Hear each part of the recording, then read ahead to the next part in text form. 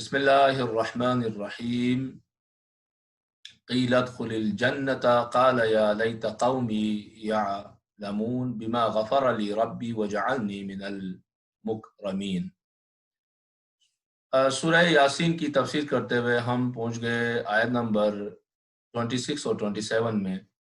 ماہ مبارک رمضان بھی شروع ہو گیا ہے اور بہار قرآن ہے. یہ مہینہ قرآن کے بہار کا موسم ہے، تو یقیناً اس میں جو آیت پڑھیں گے، جو تفسیر سنیں گے، اور تدبر کا بہت زیادہ قرآن مجید بھی تاکید کرتا ہے کہ افلا یتدبرون القرآن، کہ قرآن مجید کے اوپر غور و فکر کیوں نہیں کرتے ہو. مطلب یہی تفسیر اور قرآنی جو علوم ہے، معارف قرآنی وغیرہ ہیں، انہی کی طرف اشارہ ہے. آغا معذرت، میں انٹرپٹ کر رہا ہوں، لیکن آپ کی ویڈیو چلی گئی ہے، وہ شاید پھر سے آپ کا کیمرہ پریشان کر رہا ہے. جی، یہ ایک مسئلہ جو ہے انشاءاللہ ویب کام اسی لیے میں نے آرڈر کیا ہوا ہے، تو وہ شاید 4 یا 5 مئی کو پہنچے گا میرے پاس امیزون سے، تو شاید یہ سچویشن تھوڑی سی نہ ہو جائے انشاءاللہ. تو انشاءاللہ اگر پھر سے کیمرہ آف ہوا ہے، بہرحال یہ ٹیکنیکل جو ایشوز ہیں یہ لیپ ٹاپ میں رہیں گے کچھ عرصہ تک. میں کافی کوشش کی اس کو ریڈیوس کرنے کے لیے کہ ہوا نہیں ہے. تو چلیں بہرحال تفسیر کی طرف چلتے ہیں. کیمرہ آف بھی ہو جائے تو میری وائس آپ لوگوں کے پاس آ رہی ہے انشاءاللہ تعالی. تو اس میں ہم نے پڑھا ابھی تک کہ جو دور سے ایک شخصیت تشریف لائے تھے حبیب نجار کے نام سے، اور اس نے جو ہے ہماری اگر فقہی اعتبار سے دیکھیں تو امر بالمعروف بھی اور نہی عن المنکر بھی کیا اس نے، بلکہ اس کی اینڈ تک چلا گیا. اینڈ یعنی اس میں ان کی اپنی قربانی دی، اس نے شہادت پیش کی اپنی. اور دوسری طرف جو ہے انہوں نے دفاع کیا انبیاء اور اولیاء کے لیے، اولیاء کا، اور خاص کر نبیوں کا اور خدا کے پیغمبروں کا دفاع بھی کیا. نتیجے میں انطاکیہ والوں کا رد عمل کیا ہو رہا ہے، وہ کیا رد عمل دکھا رہے ہیں کہ انہوں نے کہا قیل ادخل الجنۃ قال یا لیت قومی یعلمون. نتیجے میں اس بندے خدا سے کہا گیا کہ جنت میں داخل ہو جا. اس نے کہا اے کاش میری قوم کو بھی معلوم ہوتا کہ میرے پروردگار نے کس بخشش، یعنی کیسی بخشش اور عنایت میرے اوپر کر دی ہے، یعنی مجھے باعزت اور محترم لوگوں میں سے قرار دیا ہے میرے پروردگار نے. یہاں کچھ نکات ہیں جس کی طرف توجہ بہت ضروری ہے، کیونکہ قرآن مجید کا اپنا ایک اسلوب ہے، اور اسلوب کو اور اس اپنے طریقہ کار کو اختیار کرتے ہوئے بہت سی چیزیں قرآن مجید اپنے انداز میں پیش کرتا ہے. اصل میں قصہ اور کہانی بیان کرنا قرآن کا ہدف نہیں ہے کہ وہ ہمیں ایک کہانی بتا رہے ہوں تاکہ ہم زیادہ سے زیادہ اس کہانی کے ٹیسٹ کو یا اس کہانی کو انجوائے کریں اور اس کے اندر کھو جائیں. اصل میں کہانی ایز اے ایگزامپل کے طور پہ سامنے آئی ہے، اور اس کے اندر سے جو میسیجز آ رہے ہیں ہمارے لیے، ہمارے فیوچر کے لیے، اور ہمارے یعنی خود ایمان کے لیے، عقیدے کے لیے، اس پر قرآن مجید کا اصل میں فوکس ہے. یہ قرآن نے اس کو ایگزامپل کے طور پہ پیش کیا ہے. انشاءاللہ تھوڑا ڈسکس کریں گے کہ قرآن مجید ایسی چیزیں ہمیں بیان کرتا ہے جس کی ہمارے پاس کوئی ہسٹری نہیں ہوتی سم ٹائم پر، بلکہ کچھ بھی نہیں ہوتا، ہمارے پاس پہلے سے کوئی انفارمیشن نہیں ہوتی، اور نہ جو ہے ہم جو ہے جو تاریخی اعتبار سے جو مختلف چیزوں کے بارے میں ریسرچ اور تحقیقات کی جاتی ہیں اس حوالے سے بھی ہمارے پاس کوئی اتنی زیادہ ڈیٹیل ہوتی ہے. اس کے علاوہ کہ صرف ہم گیس لگاتے ہیں اور کچھ چیزوں کو انالائز کر کے ایک رزلٹ لے آتے ہیں. تو بہرحال قرآن مجید اس واقعے کو یعنی جس انداز میں بیان کر رہا ہے، نتیجہ بیان کر رہا ہے. یہاں پر قیل ادخل الجنۃ، نتیجہ صرف بیان کیا ہے، یعنی انہیں قتل کیا گیا. یہ قرآن مجید یہ کہنا چاہتا ہے کہ انہیں قتل کیا گیا، جس قتل کا نتیجہ یعنی ان کی طرف سے، جو انطاکیہ کے لوگ ہیں ان کی طرف سے تو قتل کیا گیا ان کو، لیکن اللہ نے اصل میں اس کو شہادت دی ہے، شہادت پائی ہے، اور شہادت کا جو نتیجہ بن گیا وہ یہ ہے کہ وہ جنتی ہو گیا. قیل ادخل الجنہ، اللہ تعالیٰ اب یہاں پر اپنے فعل کی طرف اشارہ کر رہے ہیں. قیل ادخل الجنہ، سیدھے وہ بحث میں چلا گیا ہے. مطلب یہ کہ یہ جو اشارہ ہے باقی سارے جو مراحل ہیں کہ انسان مرتا ہے پھر دفن ہوتا ہے، ہمارے جو دنیا کے اندر ایک پروسیس موجود ہے، اس کی غسل ہوتی پھر تدفین ہوتی ہے وغیرہ، پھر اس کے بعد اس نے برزخ کا ایک پورا راستہ طے کرنا ہوتا ہے، پتہ نہیں قبر میں ہی اس کو کتنا ٹائم لگے گا، جو نارملی ہم سب جس پروسیس سے گزرتے ہیں کہ کئی بار میں نے ان واقعات کو نقل کیا ہے کہ انسان جب مرنے کے بعد ایک دم سے عالم ارواح میں نہیں پہنچتا، ہر کسی کے نصیب میں نہیں ہے یہ چیزیں۔ اللہ کرے کہ ہم سب کو ماہ مبارک رمضان کی برکتوں سے ہمارے نصیب میں یہ چیزیں ہو جائیں، لیکن عام طور پہ یہ کوئی فارمولہ نہیں ہے، بہت کم ہی لوگ ہیں۔ یہاں قرآن مجید اس شخص کی اس جو جرنی ہے پر منٹ لائف کی جو جرنی اس نے سٹارٹ کی ہے، اس میں ڈسٹنس کو قرآن مجید نے بالکل کلوز کر دیا ہے، یہاں پر ڈائریکٹ کہہ دیا کہ وہ پہنچ گیا ادھر برزخ کی جنت میں، وہ پہنچ گیا ہے بغیر کسی فاصلے کے۔ یہ مدافع رسول اور رسالت سیدھا جنت میں بھیجا گیا، یعنی اس کی یا ایک معنی یہ بھی ہو سکتا ہے کہ اس کی قبر خود جنت بن گئی ہے کہ جس میں کہا کہ یہ جو بہشت ہے یا تو روضۃ من ریاض الجنہ ہے یا حفر من النار ہے۔ بہشت جو ہے بعض لوگوں کے لیے جنت کا ایک باغ ہے، یا جو ہے بعض کے لیے کیا ہے کہ وہ جہنم کا ایک جو ہے گھڑا ہے۔ چند پوائنٹس کی طرف جو ہے یہاں اشارہ کرتے ہیں۔ قیل ادخل الجنہ، یہ نہیں کہا کہ جنت میں داخل ہو جاؤ، یعنی مثلا قلنا ادخلوہ الجنہ، اگر ایسا ہوتا کہ ہم نے کہہ دیا کہ ہاں تم نے مدافع رسالت ہو، تم مدافع رسول ہو، جنت میں داخل ہو جاؤ، یا مدافع رسالت کہتے ہیں۔ میرے دماغ میں بہت عرصہ پہلے، چند سال پہلے جب کارٹونوں کا مسئلہ بنا تھا یہاں ڈنمارک میں، کراچی میں ایک پہلا شخص جو ہے اسی مدافع رسالت کے طور پہ شہید ہوئے تھے، اس کا ذکر آیا تو پروردگار عالم سے 10 بدعا اس شہید کے درجات عالی ہیں، مزید عالی فرمائے، اور ماہ مبارک رمضان اور اس شہید کی برکتوں سے ہمارا بھی جو سفر ہوگا، سفر دائمی اور آخرتی، اس کو آسان کردار دے ہمارے لیے انشاءاللہ۔ فرمایا کہ داخل ہو جا، بلکہ اسے ڈائریکٹ کہا اسے داخل کیا گیا۔ یعنی اصل میں مسئلہ کیا ہے، آیات یا کلام خدا وہیں فعل خدا ہوتا ہے۔ ایسا نہیں ہوتا کہ خدا پہلے آرڈر کرے پھر اس کی امپلیمنٹ شروع ہو جائے، جیسے کہ ہمارے ہاں عام طور پر زندگیوں میں ایسا ہوتا ہے کہ پہلے آرڈر آتا ہے، پہلے بات آتی ہے، پھر عمل آنا شروع ہوتا ہے۔ نہیں، کلام خدا فعل خدا ہے، آیت الہیہ وہی مطلب قرآن کی جو آیت ہے وہ فعل خدا ہی ہے، اذا اراد ان یکون لہ کن فیکون ہے۔ وہاں پر اس نے مولا متقیان بھی اس کی طرف اشارہ فرماتے ہیں کلامہ سبحانہ فعلہ، اللہ کا کلام مطلب اللہ کا فعل، یعنی کہ اللہ نے کہہ دیا ہے ابھی ہو جائے گا، بعد میں دیکھا جائے گا، ایک مرحلہ طے ہوگا، فرشتہ آئے گا، آرڈر پاس ہوگا، کس فرشتے کی ڈیوٹی لگی ہے، کس طرح ہوگا، کچھ نیچرل کچھ ریکوائرمنٹس بھی ہیں، وہ پریپریشن ہوگی، یہ چیزیں نہیں ہیں۔ کلام خدا فعل خدا ہے۔ مولا فرماتے ہیں کلامہ سبحانہ فعلہ، اس لیے اوپر آیت میں یہ اتنے سارے اس کو ڈائریکٹ کا وہ جنت میں چلا گیا، یعنی کلام خدا فعل خدا ہے۔ دوسرا جو ہے قرآن نے یہاں پر شہید کے، یہ جو شہید ہے مدافع رسالت ہے اور مقدسات ہے، اس کے جو ہے آخری جملے بھی نقل کیے ہیں قرآن نے۔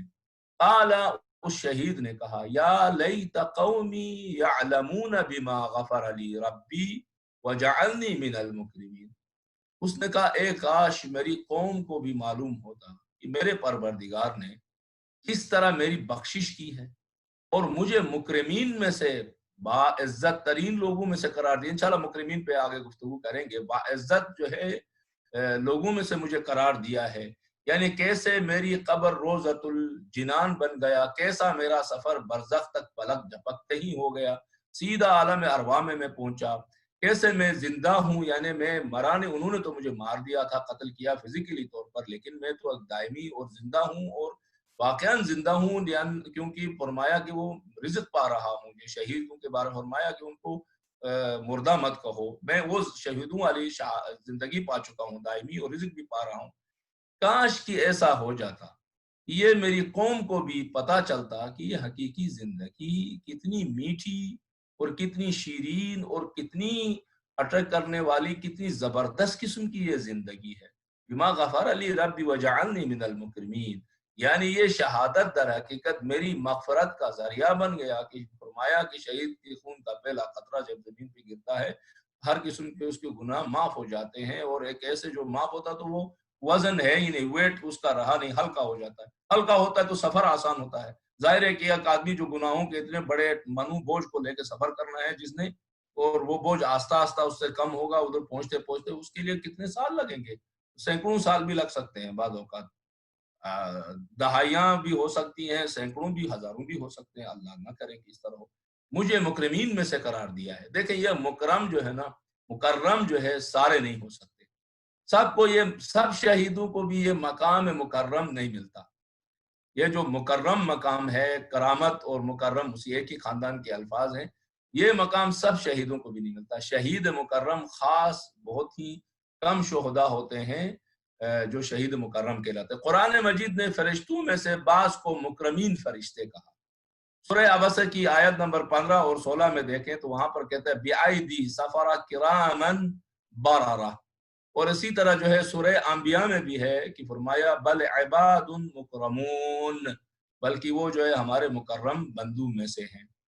لفظ مکرم جو ہے عام مومنین کے لیے بھی استعمال ہوا ہے جیسے کہ فرشتوں کے لیے ہوا ہے۔ شہیدوں میں سے ایک گروہ ایسا ہے جو مکرمین میں سے ہیں، مکرمین میں سے ہیں، اور مکرمین کی جو اعلیٰ اور ارفع ترین مثال ہے وہ ائمہ ہدی طیبین طاہرین و معصومین علیہ صلوات اللہ وسلام علیہ ہیں، کہ زیارت جامعہ کبیرہ، کہ اس کو ضرور پڑھیں، یہ زیارت جامعہ کبیرہ امامت و ولایت کا جو ہے پورا چارٹر ہے، پورا جو ہے آپ اس کو کہیں کہ دستور ہے اس کے اندر، اور بہت کچھ ہے، آئیڈینٹی، شناخت، شخصیت، پرسنل، بہت کچھ ہے اس کے اندر۔ انشاءاللہ کہ خدا توفیق دے کہ کسی وقت اس قسم کی زیارات کی شرح کرنے لگ جائیں، اگرچہ ہمارے دامن میں کوئی ایسی چیز نہیں ہوتی شرح کریں، لیکن بہرحال اپنی استطاعت اور ضرورت کے مطابق۔ زیارت جامعہ کبیرہ میں ائمہ معصومین علیہ السلام کے بارے میں بھی اس قسم کے جملات آئے ہیں کہ مثلا انسان تمام موجودات کے مقام میں مکرم و افضل ہے، کہ فرمایا وَلَقَدْ كَرَّمْنَا بَنِي آدم، اور تمام انسانوں اور مخلوقات میں افضل ترین و ارفع ترین و اکرم ترین و مکرم ترین جو ہستیاں ہیں وہ محمد و آل محمد صلوات اللہ وسلم علیہ ہے۔ البتہ انبیاء و اولیاء سب ہیں، ان کے لیے خاص قسم کے جو ہے ایک احترام کے پروردگار عالم کے ہاں موجود ہے۔ بہرحال اس طرح یہ جو شہید نے کہا یا لیتنی، اے کاش، یہ جو اے کاش اپنی قوم کے بارے میں، کتنا عظیم المرتبہ انسان تھا، جس قوم نے اسے قتل کر دیا، اس کے حق میں کتنی چاہتا ہے کاش کی یہ ہدایت پاتے۔ یہ وہی نہیں ہے جو سید الشہداء علیہ السلام کربلا میں، ائمہ معصومین علیہ السلام کی زندگی میں نظر نہیں آتا یہ طریقہ۔ یہ تمام جو اعلیٰ شہید ہوتے ہیں نا، مکرم شہید ہوتے ہیں، ان کی آرزو یہی ہوتی ہے، وہ اپنے قاتلین کی ہدایت کی آرزو کرتے ہیں۔ اس دن بھی ہم نے گفتگو کی جو خط تھا مولائے کائنات کا شرح ناج البلاغہ میں، کہ دیکھیں کہ حضرت اپنے قاتلین کی بھی ہدایت چاہتے ہیں اور افسوس کرتے ہیں کہ یہ گمراہ کیوں نہیں ہوئے۔ یہاں شہید جو ہے کہہ رہا ہے کاش، ٹھیک ہے انہوں نے مجھے قتل کر دیا میرا حق پر، لیکن کہہ رہا ہے کہ کاش یہ ان کو پتہ چلتا اور یہ بھی سیدھے راستے پر آ جاتے۔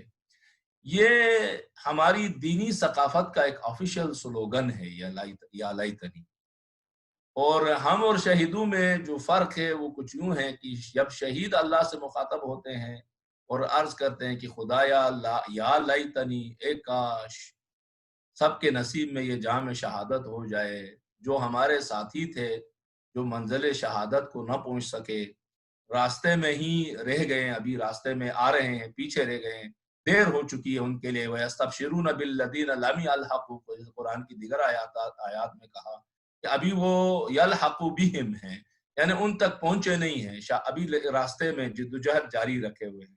البتہ جو ہے قرآن، یہ جو تعبیر قرآن مجید نے استعمال کیا ہے اس آیت کے اندر، اس میں شہیدوں کے حوالے سے یا لیتنی جو وہ کہہ رہے ہیں اے کاش، اس میں ان لوگوں کے لیے یہ آرزو رکھ رہے ہیں جنہوں نے راستہ بدلا نہیں ہے شہادت کا، پٹری چینج نہیں کی ہے، سچ کے راستے، صراط مستقیم، حق کے راستے کی پٹری نہیں بدلی، اسی ٹریک پہ بیٹھے ہوئے ہیں، اسی راستے میں، منتہا شہادت ان کے نصیب میں نہیں ہوئی ہے، لیکن اسی راستے میں سفر جاری وہ ساری رکھا ہوا ہے، آرزو بھی وہی ہیں، ان کے جذبے بھی ٹھنڈے نہیں ہو گئے ہیں، بالکل تھکے بھی نہیں ہیں، ہارے بھی نہیں ہیں، پیچھے بھی نہیں ہٹے ہیں، نہ کسی کے مذمتوں سے، نہ جو ہے نقصان اٹھانے سے، نہ کسی کیا کہتے ہیں ظاہری طور پر حتیٰ جو ہے ظاہری پیرامیٹرز میں شکست کے حوالے سے کسی بھی حوالے سے وہ جو ہے خود کو ناکام نہیں سمجھتے، حوصلہ نہیں ہار چکے ہیں، ڈٹے ہوئے ہیں، اپنی منزل میں بیٹھے ہیں، اکیلے ہی کیوں نہ ہوں، کسی بھی سچویشن کا سامنا کریں. یہ ان کے لیے کہا ہے بالذین لم یلحقوا بہم، وہ اسی راستے کے سفر راہی ہیں لیکن ابھی پہنچے نہیں ہیں. کیونکہ اگر وہ انہوں نے ارادہ بدلا ہوتا، راستہ بدلا ہوتا، ڈی ٹریک ہو چکے ہوتے، غلط ٹریک میں چلے گئے ہوتے، تو لم یلحقوا بہم کا لفظ نہیں آنا چاہیے تھا، بلکہ ہونا چاہیے تھا یلحقوا، یعنی وہ رک گئے، پیچھے ہٹ گئے، انہوں نے پیچھا ہٹنا شروع کر دیا، راستہ ہی بدل دیا، مشکلات دے کر شہادت کے راستے کے بجائے آسان راستہ چن لیا، کمپرومائز شروع کر دیا باطل کے ساتھ وغیرہ وغیرہ. لہٰذا ایک تیسرا جو یا لیتنی ہے وہ شہداء کے وارثین کے بارے میں بھی آیا ہے کہ شہیدوں کے جو وارث ہیں وہ بھی افسوس کرتے ہیں. یعنی وہ یوں کہتے ہیں کہ کاش جو ہمارا جو عزیز تھا جو شہید ہوا ہے، کاش کہ ہم بھی نارمل موت اور بستر بیماری میں اور وینٹیلیٹر میں مرنے کے بجائے شہادت کی موت ہمیں ملتی. اگر بستر بیماری میں بھی ہوتے تو کوئی اس طرح مر جاتے کہ وہ بامقصد موت ہوتی. صرف موت کیونکہ آنا ہی ہے موت نے، اس کے بجائے کوئی مقصد اور منزل، کوئی بامقصد اور الہی راستے کے اندر ہم مرتے، چاہے بستر بیماری پہ مرتے یا کسی میدان میں جا کر مرتے. لہٰذا جو ہے ان کے بارے میں کہا کہ شہداء کے جو بامعرفت وارثین ہوتے ہیں وہ بعض اوقات ایسے مناظر ہوتے ہیں، میں معذرت تھوڑی سی تفسیری اس سے تھوڑا سا باہر جاؤں گا، کہ بعض اوقات ہم اپنی سوسائٹی میں ایسی سچویشن دیکھتے ہیں کہ کوئی شخص جب شہید ہوتا تھا، خاص کر جب پاکستان میں دہشت گردی کا معاملہ عروج پر تھا، تو ہم نے بعض لوگوں کو کہ بعض شہیدوں کے وارثین کو نعوذ باللہ یہ کہتے سنا ہے کہ کہہ رہے ہیں کہ ٹھیک ہوا اس کے ساتھ اور اس کی فیملی کے ساتھ، یہ بڑا جو ہے نا عزادار بنتا تھا یا بڑا جو ہے دیندار بنتا تھا، بڑا جو ہے آگے نکلتا تھا، خود کو فرنٹ لائن پہ ڈالتا تھا، مشکلات میں جاتا. ہم نے کہا تھا احتیاط برتو، آگے جانے کی ضرورت نہیں ہے، تم نے ٹھیکہ لیا ہے وغیرہ وغیرہ.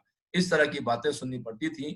ظاہر ہے کہ یہ جو وارثین شہداء ہیں یہ یقیناً یا لیتا کے دائرے میں نہیں ہیں. یہ شہداء عام مومنین کی بھی آرزو یہ بیان ہوئی ہے کہ عام مومنین بھی کہتے ہیں یا لیتنی کنت معکم فافوز فوزا عظیما، ایک کاش ہم بھی ہوتے تو یہ درجہ ہمیں بھی ملتا، یعنی کربلا والوں کے ساتھ اگر ایک کاش ہوتے. امام رضا علیہ السلام کی حدیث ہے کہ آپ کے جو ہے انتہائی مقرب صحابیوں میں سے ایک ابن شبیب ماہ رمضان میں امام کے حضور جب آتے ہیں تو اس وقت جو ہے امام کو غمگین دیکھتے ہیں اور پوچھتے ہیں فرزند رسول کیوں آپ غمگین ہیں؟ امام بیان کرتے ہیں ابن شبیب میں پتہ ہے کہ یہ ماہ مبارک رمضان ہے.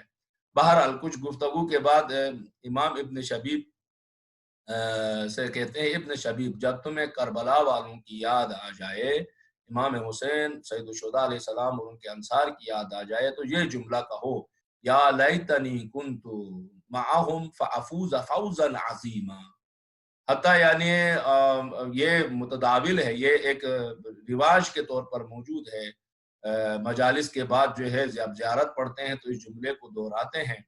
بچپن سے ہمارے علاقے میں تو میں دیکھتا تھا ہمارے بزرگ ہوتے تھے کہ جو ہے اکثر یہ جملہ ہم بچپن سے سنتے آئے ہیں. بہرحال یہ جو ایک سلوگن ہے، ہمارا آفیشیل سلوگن میں سے ایک سلوگن ہے جو ہے شہید نے بھی وہاں پر قرآن مجید نے بتایا کہ شہید نے بھی یہی آرزو کی جو کہ ہم سب کی آرزو ہے. یہ آرزو ایکسپائری ڈیٹ نہیں رکھتی ہیں، یہ ایسے سلوگن نہیں ہیں کہ جو ایکسپائری ڈیٹ رکھیں. آپ دیکھیں حضرت عیسیٰ کے بعد جو ہے یہ واقعہ انجام ہوا ہے، تب سے لے کر ابھی تک کئی سال گزرے ہیں، 1000 سال گزرے ہیں، اس کے باوجود جو ہے یہ سلوگن پرانا نہیں ہوا. آج بھی کربلا کے واقعے کو 1000 کچھ سال ہو گئے، اس کے باوجود یہ سلوگن موجود ہے، ہم سب کی آرزو موجود ہے کیونکہ فطرت کے تقاضوں کے مطابق ہے. بہرحال اب یہ واقعہ بیان ہو گیا. اس واقعے کو بیان کرنے کا ہدف کیا تھا؟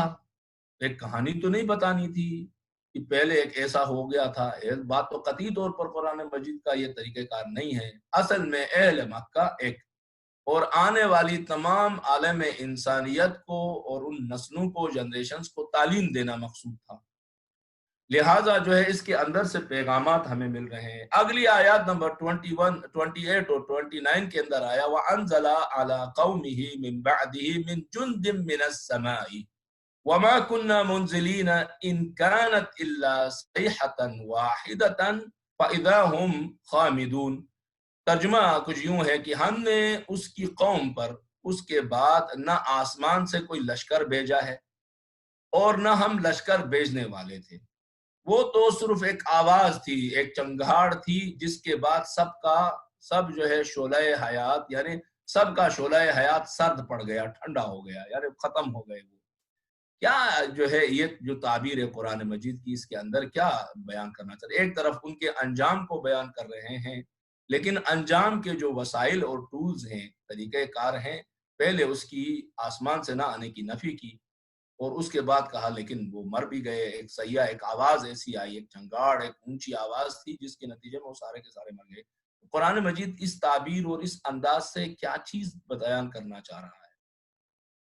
یعنی پہلے تو ہمیں یہ سمجھانا تھا کہ دیکھیں ان کی بساط کو لپیٹنے میں نا ہمیں کچھ جلدی نہیں تھی، کچھ جلد بازی نہیں تھی کہ فوری طور پر انہوں نے اس کو شہید کر دیا اور فوری طور پہ ہم رد عمل دکھاتے اور ریئیکٹ کر کے کیا کہتے ہیں تباہ و برباد کر دیتے، انطاکیہ والوں کو تو بالا کر دیتے، مٹا کے رکھ دیتے ہر چیز کو.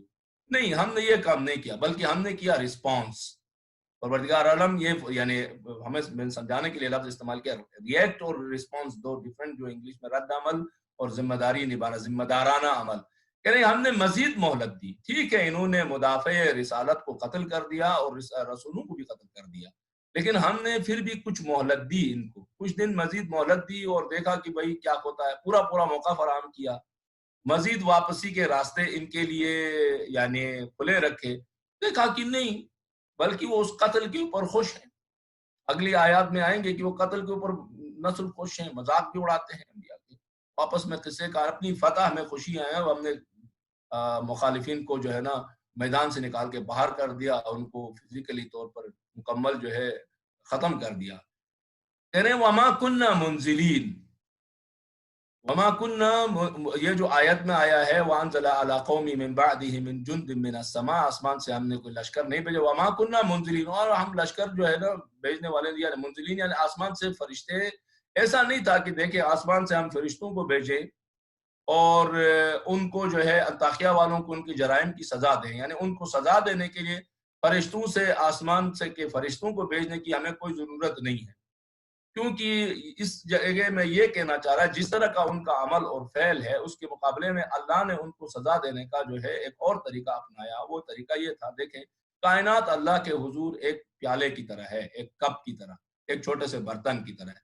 فرض کرتے ہیں اگر میں ایک چھوٹے سے برتن میں پانی ڈالتا ہوں اور وہ پورا برتن میرے کنٹرول میں اس کو ہلاتا ہوں تو اس برتن کے اندر کیا سونامی آ جائے گا، اس پیالے کے اندر کس طرح کا سونامی آ سکتا ہے، اب ہم اس سے اندازہ لگا سکتے ہیں. یا فرض کریں کہ ایک موم بتی جل رہی ہے، اس موم بتی کو بجھانا کون سا مشکل کام ہے. بچوں کی برتھ ڈے ہوتی ہے، ایک پھونک سے موم بتیاں بجھا دی جاتی ہیں. اللہ سبحانہ و تعالیٰ کے لیے کائنات جو ہے کیونکہ ان کی مخلوق ہے اور وہ اللہ ہے قادر و قہار کے سامنے پوری کائنات ایک کپ کی طرح ہے، ایک پیالے کی طرح ہے. پوری کائنات کی اور اس میں موجود زندگیاں جو حیات ہے وہ جو ہے ایک موم بتی کی طرح ہے، ایک پھونک سے وہ بجھ جاتی ہے، ختم ہو جاتی ہے. کسی اوپر سے لشکر وشکر بھیجنے کے لیے کوئی ضرورت نہیں ہے. یہ اصل میں یہ بتانا یعنی ان کی حقارت کرنا چاہ رہا ہے قرآن، یعنی کہ یہ حقیر لوگ ہیں، ان کے وہ مارنے کے لیے کسی اہتمام کر کے کسی لشکر و فوج کو مارنے کی بھیجنے کی ضرورت ہی نہیں ہے. ان کے ساتھ ہم بس یہی کریں گے، مہلت دیں گے. اس طرح اتنے جرائم کے بعد بھی مہلت دیں گے کہ شاید توبہ کریں، واپس آ جائیں، لیکن اس کے بعد نہیں کریں گے تو کوئی ضرورت نہیں ہے. ایک جھٹکے سے ان کو ایک آواز آ گئی، ختم ہو گئے. یہ ایک آواز ادھر سے نکلی، ادھر سے نکلی، اوپر سے آئی، جدھر سے بھی آئی، ایک آواز کافی تھی ان کے لیے. کوئی لشکر وشکر بھیجنے کی ضرورت نہیں. یعنی یہ پست لوگ ہیں، حقیر ہیں، اس لائق نہیں کہ ان کے مقابلے میں کوئی لشکر بھیجا جائے. ان آیتوں میں پیغام کیا ہے؟ الف، جو ہمارے لیے زیادہ جو ہے ڈائریکٹلی ہمارے لیے وہ ہو سکتا ہے. کبھی کبھی کسی ایک نیک اور صالح انسان کا قتل، اس قتل میں ڈائریکٹ و انڈائریکٹ شریک اس جغرافیہ اور ایریا کے یا اس قوم و قبیلہ کے یا اس علاقے یا اس شہر کے بسنے والے تمام لوگوں کی تباہی کا سبب بن سکتا ہے. خواہ یہ جو ہے یہ جو سبب تباہی کا سبب ہے ہدایت نہ پانے کی وجہ سے ہوں یا پھر مکافات عمل کی وجہ سے. کہ چند لوگوں نے جرائم کیے، چند لوگوں نے اس نیک و صالح انسان کو قتل کیا، اسے تکلیف دی، لیکن باقی تماشا بین رہے، یا دل سے حامی رہے یا زبان سے حامی رہے، یا جو ہے وہی جو ہمارے پاس ہے نیوٹرل رہے۔ یہ جو نیوٹرلزم کا کنسپٹ ہے یہ بڑا خطرناک اور ڈینجر ہے۔ اسلام میں کوئی نیوٹرل والا چیز نہیں ہے، یا حق ہے یا باطل ہے، کوئی درمیان کا راستہ نہیں ہے۔ مشرکین بھی آئے تھے اللہ کے رسول کے پاس کی کہا تھا کہ کوئی درمیانی راستہ بن سکتا ہے کہ ہم بتوں کو بھی رکھیں، آپ کے اکیلے جو خدائے واحد ہے اس کو بھی مانیں۔ فرمایا ادخلوہ فی السلم کافہ، پورے کے پورے ایکسپٹ کر لو، یا یہ نہیں ہو سکتا کہ 50 تمہارا 50 میرا، 50-50 والا کام نہیں ہے یہاں پہ۔ یہ جو نیوٹرلزم ہے یہ بڑی خطرناک سوچ ہے اس میننگز میں، اور بہت سی جگہوں میں ہو سکتا ہے زندگی کے مختلف ایشوں میں یہ کام آ جائے، اسٹریٹجی کے طور پہ، سم ٹائم ایک ٹیکٹکس کے طور پہ، پولیٹیکل ایشوز میں ہو سکتا ہے کہ ایک حد تک یہ ایکسیپٹیبل ہو، لیکن دینی مسائل کے اندر اس طرح کا کوئی، یا ادھر ہے یا حق پر ہے یا باطل پر ہے، دو تو نہیں ہو سکتا ہے۔ ہمارے بعض مسلمان بھائی کہتے ہیں کہ وہ قاتل بھی حق پر ہے تو وہ بھی حق پر ہے، پھر اس کو کہتے ہیں بھائی کیسے ہو سکتا ہے قاتل بھی حق پر ہو اور مقتول بھی حق پر ہو، دونوں صحیح ہو، یہ کیسے پاسبل ہے؟ یا دونوں میں سے ایک مجرم ہے تو وہ کہہ رہے ہیں جی نہیں وہ اجتہاد کیا انہوں نے، اس نے اب اجتہاد کیا تو اپنے اجتہاد میں وہ ٹھیک ہے، اس نے اجتہاد کیا اپنے اجتہاد میں ٹھیک ہے، نعوذ باللہ اس کو کربلا پہ بھی تطبیق کرتے ہیں۔ یہ وہی جو ہے اس طرح کا نیوٹرلزم والا معاملہ۔ بہرحال آگے ایک تو یہ میسج تھا، دوسرا یہ ہے کہ جو قوتیں اور طاقتیں، طاقتور افراد پرانے زمانے میں فرعون وغیرہ وغیرہ وغیرہ تھے، اپنی طاقت کے بل بوتے پر یا اپنے کیا کہتے ہیں قوت اور اپنے اقتدار کے بل بوتے پر راہ حق کے جو راہی ہیں ان کے لیے جو پرابلمز کریٹ کرتے ہیں اور انہیں مارتے ہیں، کہہ رہے ہیں کہ ایک وقت ایسا بالآخرہ آ جاتا ہے کہ سب کچھ الٹ پلٹ کر رکھ دیا جاتا ہے، ان کی بساط کو لپیٹ دی جاتی ہے۔ جیسے اوپر بھی کہا کہ ہم نے ان کو مہلت دی ہے، ایک دم سے ریئیکٹ نہیں کیا، ہم نے آرام سے ان کو مزید ٹائم دے دیا، دیکھا کہ نہیں اپنی سرکشی اور اس کے اوپر قائم و دائم ہے تو پھر کیا کر دیا، الٹ پلٹ کے رکھ دیا، ایک آواز آ گئی الٹ پلٹ کے رکھ دیا، ختم ہو گئی ساری باتیں۔ یہ ہسٹوریکلی کے طور پر بھی اگر آپ دیکھیں، فرعون ہو، نمرود ہو، شداد ہو، ابو جہل ہو، یزید ہو، پھر آج ماڈرن تاریخ میں تو ہلاکو خان سے ہٹلر سے لے کے موسولینی ہو، صدام اور رضا شاہ پہلوی ہو، الی آخر ہی یہ اسی طرح کی چیزیں ہمیں دکھائی دیتی ہیں۔ تو میسج تھے۔ اگلی آیت میں کہتا ہے یا حسرتن علی العباد ما یاتیہم من رسول الا کانوا بہ یستہزئون۔ اللہ اکبر۔ یہ بہت ہی بری صفتیں تھیں ان اقوام کی، اور اللہ ہم سب کو اس قسم کے حالات سے بچائے کہ ہماری طرف سے کہیں کوئی اس طرح کا جو ہے کبھی ارتکاب نہ کریں، ہم میں سے کوئی غلطی سے بھی یہ چیز نہ ہو۔ کس قدر افسوسناک ہے، یا حسرتن، یہ انتہائی حسرت و افسوسناک بات ہے ان بندوں کا حال کہ جب ان کے پاس کوئی رسول آتا ہے تو وہ اس کا مذاق اڑانے لگتے ہیں، یستہزئون، استہزاء کرتے ہیں یعنی مذاق اڑاتے ہیں۔ یعنی جب بھی کوئی پیغمبر ان کے پاس آتا ہے تو وہ ان کا مذاق اڑاتے ہیں۔ اب قرآن مجید ظاہر ہے یہ واقعہ تقریباً آلموسٹ ختم ہوا، اسی واقعے کی روشنی میں اب قرآن مجید مختلف جو ہے رسولوں کو، جو 1,24,000 انبیاء بھیجے ہیں، تو مختلف رسولوں کے ساتھ جو صورت سچویشنز پیش آتی رہی ہے، لوگوں نے جو ان کے ساتھ برتاؤ کیا ہے اس کو ریفلیکٹ کر رہا ہے اور ان کو یہاں بیان کرتا ہے، پھر اس کے نتائج بھی۔ تو اہل مکہ کو اور پوری قیامت تک کے انسانوں کو اس کے ذریعے سے میسج دینا چاہتا ہے کہ دیکھیں ماضی میں اس طرح ہوتا رہا ہے، 1,24,000 ہم نے انبیاء بھیجے تھے، ان کے ساتھ یہ کام کیا، ان کا انجام یہ ہوا ہے، اور ابھی تو یہ دنیا کا انجام تھا، آگے جو انجام ابدی ہے وہ تو خالدین فیہا ابدا ہے جہنم کے اندر۔ تو تم لوگ اس سے عبرت لے لو، اس سے سبق سیکھو، پیغمبروں کے ساتھ اس طرح کام مت کرو، جب کوئی پیغمبر آئے وہ مذاق مت کرو، مبلغ دین کے ساتھ اگر مخلصانہ تو اس کے ساتھ مذاق مت اڑاؤ۔ اس کی بنیادی جو ہے ویسے وجہ کیا ہو سکتی ہے کہ انبیاء کا مذاق اڑائیں لوگ؟ کیا وجوہات ہو سکتی ہیں؟ قرآن مجید کی روشنی میں جو چیزیں سامنے آتی ہیں اور احادیث شریفہ کی روشنی میں جو چیزیں سامنے آتی ہیں وہ جو ہے تھوڑا بہت اس کو ایکیڈمک انداز میں ہم ڈسکس کرتے ہیں۔ تو اگر ہم کہنے کے لیے تو ارشادی باتیں بہت ہیں، لیکن تفسیر میں ہے تو ظاہر ہے کہ اس کا ایک جو سٹینڈرڈ ہے تفسیر کا اس کو برقرار رکھنا ہے۔ الف، لوگوں نے صحیح طور پر انبیاء کو نہیں پہچانا۔ کیوں نہیں پہچانا؟ اس لیے کہ انہوں نے خود کو صحیح طور پر نہیں پہچانا تھا۔ وہ جو حدیث شریف ہے بچپن سے سنتے آئے ہیں ہزاروں مرتبہ ہم سب نے، من عرف نفسہ فقط عرف ربہ، جس نے یعنی خود کو پہچانا اس نے اپنے پروردگار کو پہچانا۔ اس حدیث کو یوں بھی کہا جا سکتا ہے، اور درست تفسیر اور تشریح ہوگی حدیث کی، من عرف نفسہ فقط عرف رسولہ ومن عرف نفسہ فقط عرف امامہ، جو خود کو صحیح طرح پہچان لے وہ اپنے رسول و امام و رب کو صحیح طرح پہچان لیتا ہے۔ اسی لیے وہ جو دعا ہے جس میں کہا کہ قنوت کے اندر پڑھیں عصر غیبت میں، کہ پہلے کہا پروردگارہ مجھے اپنی معرفت، اللہم عرفنی نفسک فإنک ان لم تعرفنی نفسک لم اعرف رسولک، کہا پروردگارہ پہلے مجھے آپ اپنی معرفت عطا فرما، میں پہچان چکا ہوں کہ میں ایک رب کی مخلوق ہوں، یہ میرا ہے، من عرف نفسہ، میں پہچان گیا ہوں میں ایک رب کی مخلوق ہوں۔ صرف نظریہ نہیں ہے، مسلمان ماں باپ کے گھر میں پیدا ہو کر یہ میرا عقیدہ بن گیا، یہ نہیں ہے، میں خود اس کی معرفت کر چکا ہوں کہ میں واقعاً ایک اللہ کا بندہ ہوں اور میرا رب یہ ہے یہ ہے یہ ہے، اسی لیے عقائد کے اندر تقلید نہیں رکھا۔ یہ ہو گئی میری شناخت۔ اب میں خدا سے مانگ رہا ہوں کہ خدا مجھے اپنی معرفت دکھائے، اگر کیونکہ آپ کی معرفت رسول کی معرفت نہیں کر پاؤں گا، رسول کی معرفت نہیں ہوگی تو حجت کی معرفت نہیں کر پاؤں گا، حجت کی معرفت نہیں ہوگی تو نتیجہ یہ نکلے گا کہ دلل تو اندھی سب کچھ میرے ہاتھ سے چلا جائے گا۔ لہٰذا ایک جو سب سے بڑا مسئلہ ہے وہ یہ ہے کہ آدمی جہاں خود کو نہیں پہچانتا ہے، آج بھی دیکھیں جو معرفت کے جو مکاتب ہیں، شناخت کے جو مکاتب ہے، ایپسٹمالوجی میرے خیال میں انگلش میں ٹرمینالوجی استعمال ہوتی ہے، آپ دیکھیں کہ اس کے اندر انسان کی ڈیفینیشن کس طرح کی جاتی ہے۔ ایک تو مشہور تھیوری ہے انسان کی آغاز کے بارے میں، وہ جو ڈاروینزم ہے۔ اب ڈاروینزم کے اندر سے کہاں آپ کو روحانیت، معنویت، پروردگار اور میٹافزکس کی باتیں سامنے آ سکتی ہیں؟ بالکل بھی نہیں آ سکتی ہیں۔ جب میں نے کہا میرے جو ہے شجرہ نسب جا کے جو ہے بندر سے یا جو ہے اس کی ارتقاء سے ملتا ہے، تو پھر بات ہی ختم ہو گئی۔ یہاں پر کہاں حضرت آدم کا قصہ آئے گا تو کہاں یہ ساری چیزیں ہوں گی۔ ایک تو یہ مسئلہ ہے۔ دوسرا یہ ہے کہ انسان پھر جو ہے اپنے آپ کو پہچاننے کے مسئلے کے اندر اپنے آپ کو ہر چیز کا سپیریئر سمجھتا ہے۔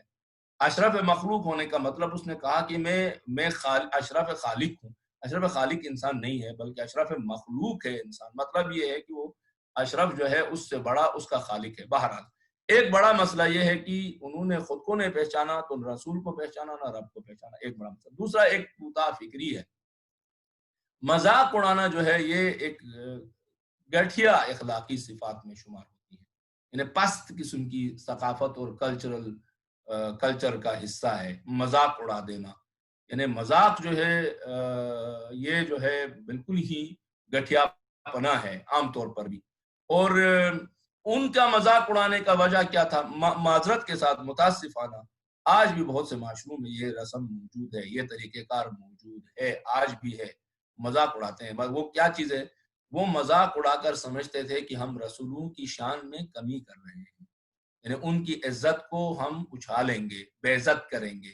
یعنی انہوں نے ان کے پاس اپنی عزت و بے عزت کے کچھ معیارات تھے، استہزاء کرتے تھے یعنی بے عزتی کرتے تھے، اور وہ سمجھتے تھے کہ اب یہ جو بے عزتی ہم نے کی ان رسولوں کی تو ان کی منزلت اور قدر و فضیلت گھٹ گئی ہے، کم ہو گئی ہے۔ آج بھی یہ مسئلہ ہے۔ بعض اوقات ایسے چیزیں قانون میں آتے ہیں کہ لوگ کہتے ہیں میں نے بڑا ذلیل کیا اس کو، اور فخر کرتا ہے میں نے اس کا مذاق اڑایا، اس کی عزت اچھالی وغیرہ وغیرہ۔ بہرحال اس سے سمجھا جا سکتا ہے کہ انبیاء کے سامنے جو لوگ آتے تھے اور مذاق اڑا کے سمجھتے تھے کہ ہم نے ان کی شان کم کر دی ہے، وہ کس طرح کی مینٹالٹی کے لوگ تھے، کوتا فکری تھے۔ اس سے زیادہ جو ہے گٹھیا لفظ استعمال ہو سکتا ہے لیکن جو ہے مناسب نہیں ہے۔ تیسرا جو مسئلہ ہے وہ یہ ہے کہ عقل کی جگہ میں وہم و خیال اور گمان کو اختیار کرنا۔ یہ ایک تھوڑا سا ڈیپ علمی گفتگو ہے، میں نہیں زیادہ ڈیپ میں جانا چاہوں گا، آپ لوگ خود ماشاءاللہ صاحبان دانش اور فہم و فراست ہیں، بہتر طریقے سے سمجھیں گے، اشارہ کافی ہے۔ بعض اوقات انسان کیا ہوتا ہے اپنے خیالات اور وہم و گمان کو عقلی اور لوجیکل ایک دلیل سمجھتا ہے، یہ بڑا مسئلہ ہے۔ حتیٰ کہ بعض اوقات سچویشن اتنی آ جاتی ہے کہ منطق اور عقلی دلیل اور اس کی اپنی خواہش کے درمیان ڈیفرنس کرنا مشکل ہو جاتا ہے اس کے لیے۔ ہم پڑھتے ہیں جب علم اخلاق میں اور اسی طرح لوجک جو ارسطاٹس کی ہے اس کو پڑھتے ہیں تو اس کے اندر یہ بڑی اس کے اوپر ڈیبیٹ آتا ہے، وہم و خیال اور عقل بڑا اہم ہے۔ پختہ مضبوط دلائل کی جگہ پر، کیونکہ وہ پختہ اور مضبوط دلائل، غور کیجیے گا، اور وہ لوجک کیونکہ اس کی اپنی مرضی کے خلاف ہوتے ہیں، تو اس کے مقابلے میں جو اس کی مرضی ہوتی ہے، جو خواہش ہوتی ہے، وہ اسے دلیل سمجھتا ہے، ایک لوجک سمجھتا ہے، یا عقلی جو ایک مضبوط عقلی دلیل مضبوطی ہوتی ہے، وہ بلڈنگ گرائی ہی نہیں جا سکتی ہے، تو وہ اس بنا دیتا ہے۔ یہ ایک بڑا مسئلہ رہا ہے اور آج بھی یہ مسئلہ ہم انسانوں کے درمیان موجود ہے، اور پروردگار عالم سے دست بدعا کرتے ہیں کہ پروردگارہ ہمیں ہمیشہ اپنی زندگی میں اور خاص کر دینی معاملات میں ہمیں عقل نبی باطن کی رہنمائی اختیار کرنے کی توفیق عطا فرما۔ آپ جانتے ہیں کہ میں ریپیٹ کر کے آپ کا وقت ضائع نہ کروں کہ عقل جو ہے حجتوں میں سے ایک حجت ہے۔ 4 حجتیں یا 4 ریسورسز ہیں، ماسٹر ریسورسز جس سے ہم دین لیتے ہیں، ان میں سے ایک عقل ہے۔ عقل کو نبی باطن بھی کہا گیا ہے، اور عقل کو کہا ما عبید بہ الرحمن وقت سے مجھے بہت زیادہ اہم مسائل ہیں۔ انسان اور حیوان میں فرق کے درمیان بھی جو آتا ہے ارسطاطس کی منطق کے اوپر، تو جو عام تعریف ہیں اس میں یہی کہتے ہیں کہ انسان جو ہے صاحب عقل ہے، صاحب فہم و فراست ہے، اس لیے اس عقل سے وہ کریٹیویٹی ان میں ہے وغیرہ وغیرہ وغیرہ چیزیں، اچھے برے کی چھانٹی کرتا ہے، پہچان کرتا ہے۔ لیکن یہ عقل خواہشات کی تابع ہو جائے، خیال اور وہم و گمان کو وہ اور خواہش کو عقل کی جگہ پر بٹھا دے، تو ظاہر ہے کہ پھر ایسی چیز سے تو کوئی چیز سامنے نہیں آئے گی۔ ان لوگوں کا مسئلہ یہ تھا کہ نبی انبیاء آتے تھے، عقلی دلائل بھی پیش کرتے تھے، لوجیکل بھی پیش کرتے تھے، حتیٰ جو ہے ایسی جو ایکسپریمنٹس جس کو آپ کہیں، یعنی یا جو تجرباتی علوم ہیں، وہ اپنی کائنات کی سے مثالیں دے کے، جیسے اوپر ہم نے دیکھا بھی کہ کس طرح حبیب نجار نے مثالیں دے دی، میٹا فزکس سے بھی دیا، فزکس سے بھی مثالیں دے دی، اس نے لوجیکلی بھی مسئلے کو پروف کیا۔ یعنی یہ سب کچھ انبیاء کرتے تھے، لیکن کیونکہ خواہشات اور وہم و خیال کو وہ عقل کی جگہ پر ڈالتے تھے، تو ان کے لیے ایکسیپٹ کرنا بڑا مشکل ہو جاتا تھا، کیونکہ جو سامنے جو میسج ہے وہ اس کی مرضی اور خواہش اور اس کی چاہت، اور اس نے جو خواب دیکھے ہیں، جو اپنے لیے ایک ڈریم بنایا ہے، ایک ڈریم لائف ایک اسکیچ میں ڈرا کیا ہے، اس کے اگینسٹ ہے وہ چیز، ظاہر مشکل ہوتا ہے۔ اچھا، اس کے اندر سے پیغام کیا ملتا ہے؟ پیغام یہ ملتا ہے، سب سے پہلے یہ جو پیغام ملتا ہے وہ مبلغین دین کے لیے ہے، دوسرے نمبر پہ تمام دینداروں کے لیے ہے، تمام امت کے لیے۔ وہ پیغام کیا ہے؟ دیکھیں، جب اللہ کے انبیاء اور اولیاء کے ساتھ تاریخ میں مختلف سوسائٹیز میں اس طرح کا بیہیویئر رہا ہے، تو ہر صدی میں آنے والے مبلغین کرام، علماء کرام اور دیندار لوگوں جو دین کا درد رکھتے ہو، حوصلہ رکھو اور اپنا کام جاری رکھو۔ انبیاء قتل ہو چکے ہیں، ان کے ڈیفینڈرز اور ان کو حمایت کا پروٹیکٹ کرنے والے یا ڈیفینس کے لیے کھڑے ہونے والوں کو بھی قتل کیا گیا ہے، اور مذاق تک اڑایا گیا ہے، ان کے ساتھ پتہ نہیں کیا کیا ہوا۔ لہٰذا حوصلہ مت ہارنا، اگر اس طرح کے کار تبلیغ دینی میں کوئی ایسا آپ کو بیہیویئر کا سامنا کرنا پڑتا ہے سوسائٹی کے کچھ لوگوں کی طرف سے، یہ ایک میسج بھی یہاں آتا ہے۔ آیت نمبر 31 اور 32 میں ہے، جس میں فرمایا الم یروا کم اہلکنا قبلہم من القرون انہم الیہم لا یرجعون کل لما جمیع لدینا محضرون۔ کیا ان لوگوں نے نہیں دیکھا بھائی؟ الم یروا، نہیں دیکھا؟ ان لوگوں کو نظر نہیں آ رہا ہے؟ دیکھا نہیں کہ ہم نے ان سے پہلے کم اہلکنا قبلہم، ان سے پہلے کتنی قوموں کو ہم نے ہلاک کر دیا ہے، جو اب ان کی طرف پلٹ کر آنے والی نہیں ہے، یعنی واپس اپنے اس کی طرف تو جا نہیں سکتی، اور پھر سب کو ایک دن اکٹھا کر کے ہمارے پاس حاضر کیے جائیں گے۔ انہم الیہم لا یرجعون، وہ لوٹ کے واپس ان کی طرف تو نہیں جا سکتے ہیں، پھر کہاں جائیں گے؟ کل لما جمیع لدینا محضرون، یہ سب ہمارے پاس حاضر کیے جائیں گے۔ یعنی قرآن مجید کہہ رہا ہے دیکھو، یہ تو ہم نے انطاکیہ کا ایک مسئلہ بیان کیا ہے، اور بھی ہیں قومیں، ان قوموں سے کو بھی غور کرو، ان کے اوپر بھی کہ جو ہے یعنی کس طرح ان کی جو ہے جرنی رہی ہے پوری زندگی کی، ہمیں دعوت دے رہا ہے کہ ہم غور و فکر کریں۔ مثلا جو ہم یہ دریافت کرتے ہیں آثار مصر میں جا کر یا کسی اور جگہ پر جا کے، ہم پرانی جو ہے کوئی کھنڈرات سے ہمیں چیزیں ملتی ہیں ہسٹوریکلی، جو خاص کر ڈائناسورس وغیرہ وغیرہ۔ اب ایک دفعہ ایک سائنٹسٹ کرتا ہے، اس کو زیادہ سے زیادہ یہ ہے کہ اس نے اس میں آرکیٹیکٹ دیکھنا ہے، اسٹرکچر دیکھنا ہے، کس طرح جو ہے کھا رہے تھے، پی رہے تھے، کیسے برتن بنے تھے، کیا تھا، یہ چیزیں دیکھ رہا ہوتا ہے۔ ایک اور انسان ایٹ دا سیم ٹائم صاحب ایمان ان کو بھی دیکھتا ہے علمی اعتبار سے، دوسری طرف جو ہے وہ اس کا ایمان بھی مضبوط ہونے لگ جاتا ہے، وہاں سے کئی میسیجز بھی اٹھا لیتا ہے۔ بہرحال اس کے اندر دیکھیں ایک اور میسیج یہ بھی آتا ہے کہ میں نے شروع میں بھی کہا تھا کہ بہت سی چیزوں کی ہسٹری ہمارے پاس ہے ہی نہیں، بہت آثار قدیمہ کے ذریعے سے کچھ چیزوں کا ہمیں پتہ چل رہا ہے، بہت سی چیزوں کا، لیکن بہت سی چیزیں ایسی ہیں جس کے بارے میں ہمیں بھی پتہ نہیں. مثلا اصحاب کہف کے بارے میں سوائے اس غار کے اور کوئی ایویڈنس ہے کسی کے پاس؟ نہیں ہے. یہ جو ہے اصحاب کہف کی سٹوری اگر قرآن مجید ہمیں بیان نہیں کرتا یا وحی کے ذریعے سے ہم تک یہ میسج نہ آتا تو پھر کیسے ہمیں پتہ چلتا ہے اتنی ڈیٹیل اور تفصیلات کے ساتھ، حتیٰ ان کے ناموں کا بھی کہاں سے پتہ؟ یہی قرآن کا ایک معجزہ بھی ہے. ایسی چیزوں کے بارے میں قرآن مجید نے خبر دیا، اطلاع دے دی، انفارمیشن دے دی، اور معصومین نے بھی اسی طرح جو ہے انبیاء نے بھی، جس کی کوئی تاریخ انسان نے لکھی نہیں ہے. کوئی اس کی کوئی چیز ہمارے پاس ہے نہیں کہ کوئی تصویر ہو، کوئی پکچر بنی ہو، کوئی ایسی چیز موجود ہی نہیں ہے ہمارے پاس کہ جس کی ڈیٹیل ہم معلوم کر. زیادہ سے زیادہ ممکن ہے کہ کوئی ایک چیز کا پتہ ہو، تو اتنی ڈیٹیلز جو ہے صرف قرآن مجید ہی بیان جو ہے کر سکتا ہے، اور آسمانی کتابوں اور وحی کے ذریعے سے ہی یہ چیزیں سامنے آ سکتی ہیں. اس آیت میں قرآن مجید نے تھوڑی سی جو ہے یہاں پر قیامت کی بھی منظر کشی کی ہے. انہم الیہم لا یرجعون، یعنی یہ ان کی جانب واپس لوٹنے والے نہیں ہیں، یعنی واپس لوٹ کے اس دنیا میں آنے والے نہیں ہیں.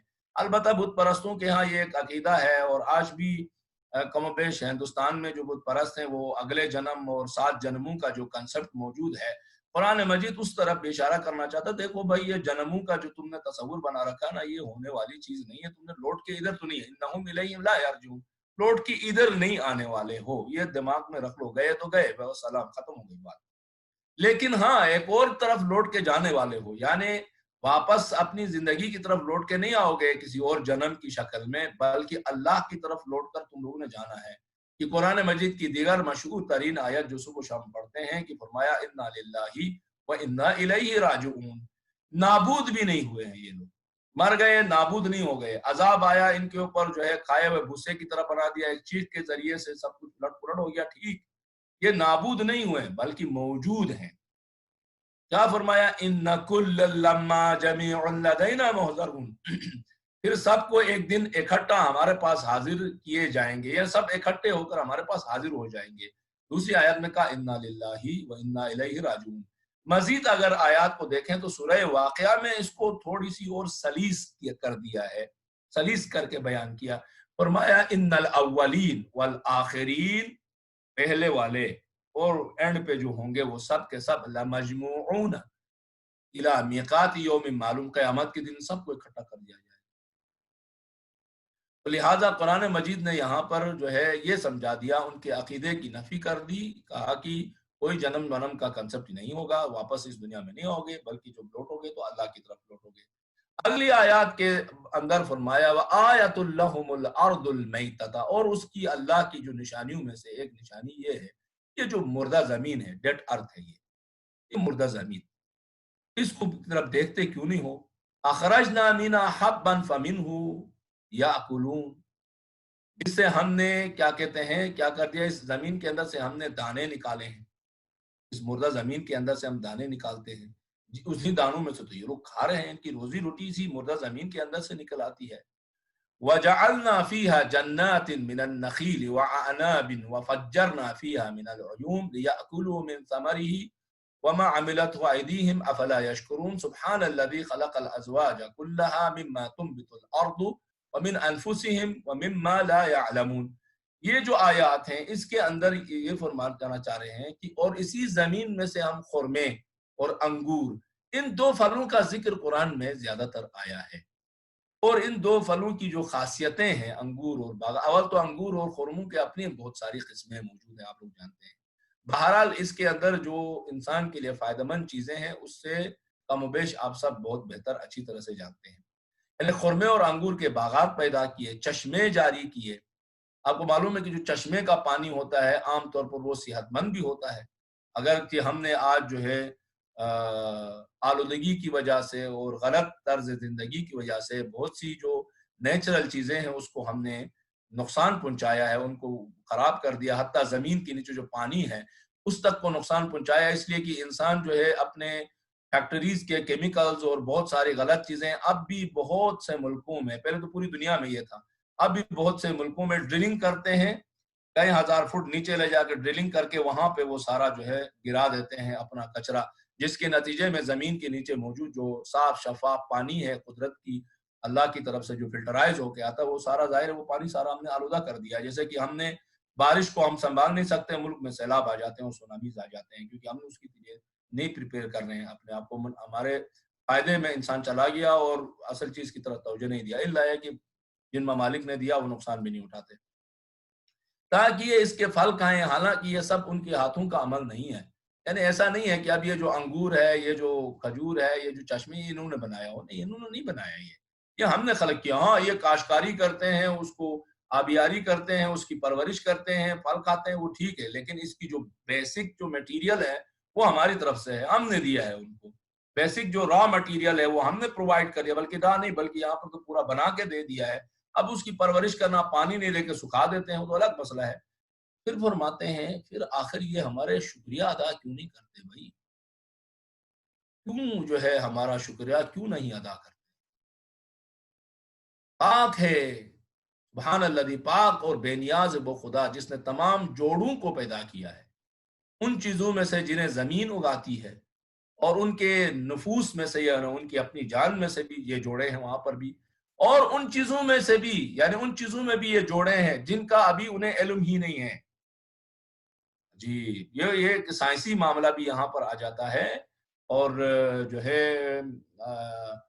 کیا کہتے ہیں ایک سائنسی پہلو بیان کیا کہ دیکھیں جوڑے انسانوں کے جوڑے ہیں، یہ تو پتہ چل گیا میل فیمیلز کا ہے. زمین میں جو گھاس پھوس ہے پرانے زمانے میں پتہ نہیں تھا، آج پتہ چل گیا کہ بھائی اس کے اندر بھی جو ہے جوڑے موجود ہیں. اب اور بھی بہت سی چیزیں ہیں جس میں جوڑے ہیں جن کا ابھی علم نہیں ہے. انشاءاللہ کہ ہم آستہ آستہ دریافت کرتے جائیں گے. تھوڑا سا ڈسکس کرتے ہیں اور آپ کی ضمانتیں تمام کر دیتا ہوں. گزشتہ آیات میں ہوا یہ کہ رسولوں کی شرک اور بت پرستی کے خلاف جدوجہد کے بارے میں گفتگو تھی. پھر معاد کی طرف اشارہ کیا. اب جو زیر بحث چیزیں آ رہی ہیں وہ توحید ہیں اور معاد یعنی قیامت کی نشانیوں کو بیان کر رہا ہے پروردگار عالم. اور یہ کہہ رہا ہے کہ یہ جو نشانیاں، یہ جو اگزامپل ہم تمہیں انگور کے باغات کے جوڑوں کے یہ سب دے رہے ہیں نا، یہ اس لیے دے رہے ہیں کہ جو منکرین وحدانیت ہیں، منکرین قیامت ہیں، منکرین لائف آفٹر ڈیتھ ہیں، ان کے لیے جو ہے ایک ایویڈنس کے طور پہ، پروف کے طور پہ ہم لا رہے ہیں تاکہ وہ اس کو دیکھیں، تھوڑی سی عقلانیت ان میں آ جائے اور ایمان لے کے آ جائیں. ہدف یہ ہے اصل میں، اور بیسک جو قرآنی ہدف ہے وہ ہمارا یہ ہے. ہاں اس کے اندر اور بہت سی چیزیں آپ لوگوں کو اس کے اندر سے ملیں گے. یہ اس میں مثلا کوئی وہ نہیں ہے کہ کیا کہتے ہیں اور علوم اس کے اندر موجود نہیں ہے یا اور جو ہے پیغامات اس کے اندر کیا کہتے ہیں نہیں مل سکتے ہیں. اچھا یہ جو بحث ہے کہ زندگی کا آغاز کہاں سے ہوا اور کیسے ہوا، ہم نے پہلے بھی گفتگو کیا وہ انسان کے بارے میں جو ڈارونزم کا کانسیپٹ کے اوپر بات کی، اور بھی بہت سارے جو چیزیں ہیں. یہ جو زندہ سیلز ہیں یہ کہاں سے وجود میں آئے، اور پھر یہ موسم بہار میں نباتات کیسے پھر سے جو ہے مردہ زمین سے سر اٹھاتے ہیں. یہ ابھی کوئی 100% کمپلیٹ بحثیں نہیں ہیں. یہ ایسا چیپٹر نہیں ہے جو جس کے اوپر سائنس کہے کہ کمپلیٹ ہو چکا ہے اور فنش دی اینڈ، اس میں اب کوئی ایسی چیز باقی نہیں رہی جس کے اوپر ریسرچ ابھی کی ابھی ہے، ابھی ریسرچ جاری ہے اور ابھی کے ابھی ہے. ریسرچ کے ذریعے سے چیزیں باہر آتی جا رہی ہیں. سائنس اپنے پیرامیٹرز کے حساب سے ابھی تک زندگی کے آغاز کے بارے میں مختلف تھیوریز رکھتا ہے، اور اسی طرح زمین کے اندر جو خاصیتیں اور صلاحیتیں موجود ہیں کہ کیسے جو ہے اس کے اندر ایک مردہ بیج کے اندر سے واپس چیزیں لوٹ کے باہر آ جاتی ہے، اور پھر کیسے جو ہے وہ ایک تناور درخت کا شکل اختیار کرتے. اسٹل اس کے اندر جو ہے ریسرچ موجود ہے، اور آپ لوگ اس کے مسئلے میں مجھ سے زیادہ بہتر سائنسی پہلو کو بہتر سمجھتے ہیں. سبحان الذی خلق الازواج کلھا مما تنبت الارض ومن انفسهم مما لا يعلمون. وہ خدا جس نے تمام جوڑوں کو پیدا کیا ہے ان چیزوں میں سے جنہیں زمین اگاتی ہے، اور ان کے نفسوں میں سے، خود ان کی جانوں میں سے، اور ان چیزوں میں سے جن کا انہیں ابھی علم نہیں ہے. پرانے زمانے میں انسان اور حیوان کے جوڑوں کا علم تھا. میں تھوڑی سی آپ کو بیک گراؤنڈ دینا چاہوں گا، خاص کر ہمارے سنت بھائیوں کی جو تفاسیر ہیں، پرانی تفاسیر ہیں. اس وقت ان جوڑوں کی تفسیر وہ کیسے کیا کرتے تھے، کیونکہ اہل تشیع کے پاس تو ائمہ معصومین علیہ السلام کی تعلیمات تھیں، تو اتنے زیادہ وہ جو ہے دور نہیں جاتے تھے، دور کی کوڑیاں نہیں لاتے تھے۔ مثلا ایک وقت میں کہا جی کہ انسان کا تو چلو معلوم ہے، جانوروں کا بھی معلوم ہے، لیکن درختوں میں میل فیمیل کا کنسپٹ کہاں سے آئے گا، جوڑوں والا کنسپٹ کہاں سے آئے گا؟ جوڑا درخت کے اندر بھی جوڑا ہے، یہ جو بوٹے گھاس وغیرہ پھول وغیرہ سب کے اندر جوڑے ہیں، یہ تصور کہاں سے، کس طرح اس مسئلے کو حل کیا جائے؟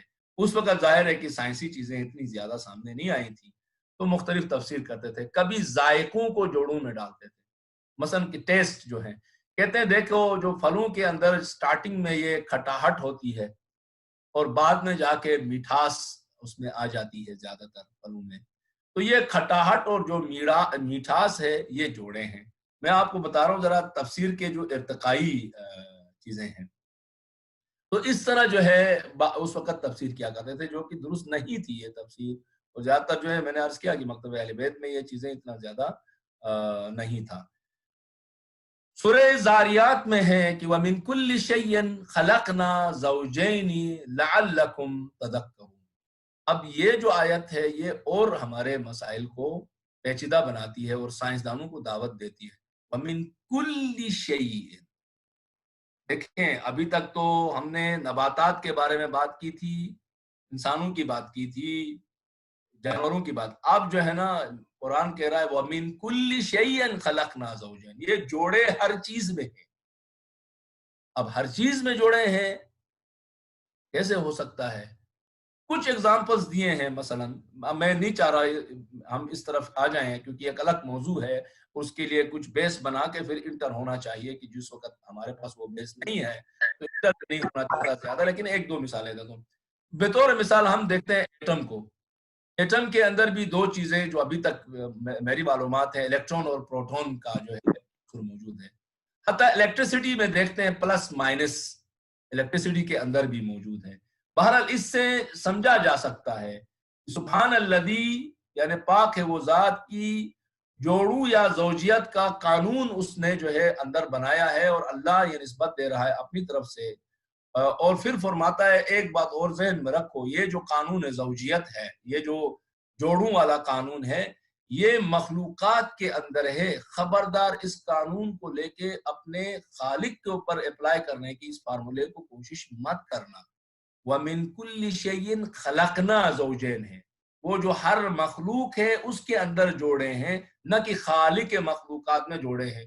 خالق جو مخلوقات ہے وہ فردن ہے، سمدن ہے، لم یلد ولم یولد ہے، وہ مجرد ہے، اس کے اندر جوڑوں کا تصور مت لے آنا۔ یہ جو ہے بیان کیا۔ ایک آخری نقطہ، اور آپ کی زحمتیں تمام ہیں، وہ بھی پھر سائنس سے ریلیٹڈ ہے، اور یہ تو البتہ پروف شدہ بھی ہے آپ لوگوں کے لیے، اور اشارہ کافی ہوگا، وہ ہماری صحت سے ریلیٹڈ ہے۔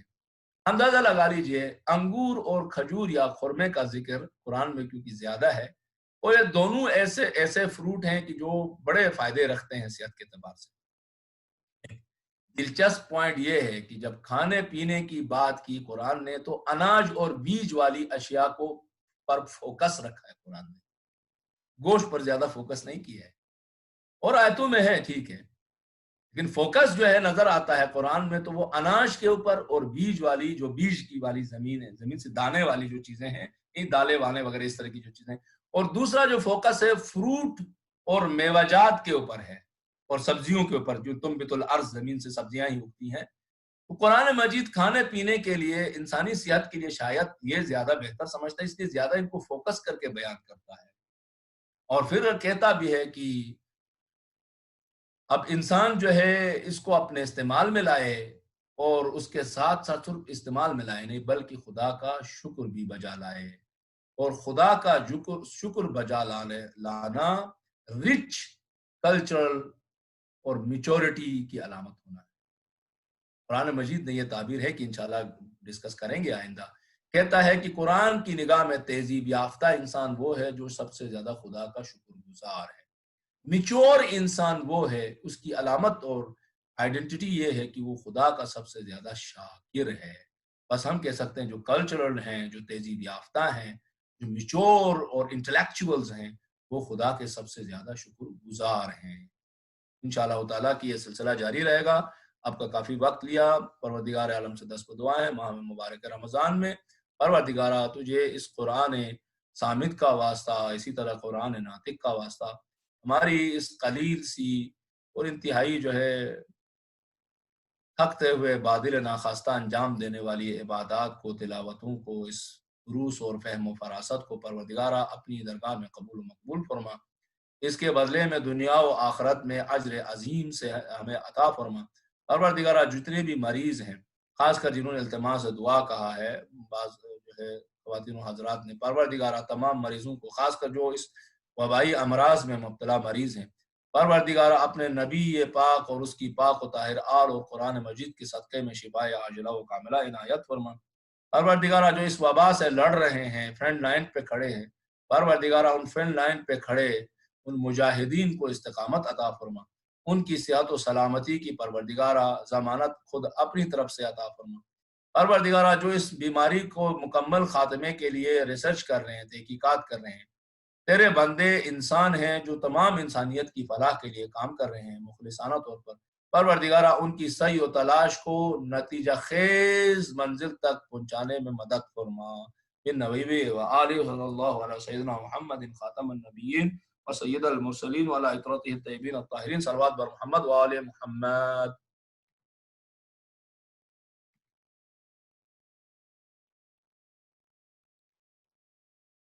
میں آپ کی خدمت میں ہوں، اگر کوئی بھی ایسا نقطہ یا پہلو یا کوئی بات ہے تو۔ جزاک اللہ۔